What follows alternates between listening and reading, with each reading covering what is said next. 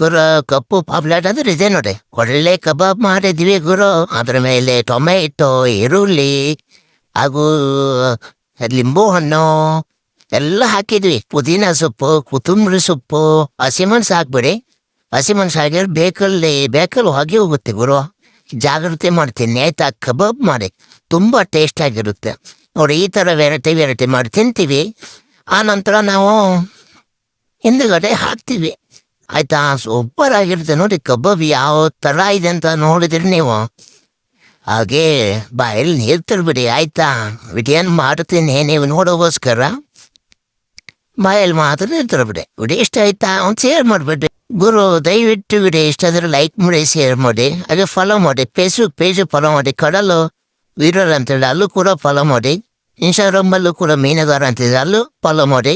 ಸಮುದ್ರ ಸ್ಟೈಲ್ ಅಂತ YouTube channel ಇದೆ, ಅಲ್ಲೂ ಕೂಡ ಫಾಲೋ ಮಾಡಿ. ವಿಡಿಯೋ ಇಷ್ಟ ಆದರೆ ಫಾಲೋ ಮಾಡಿ. ಧನ್ಯವಾದಗಳು. Thank you.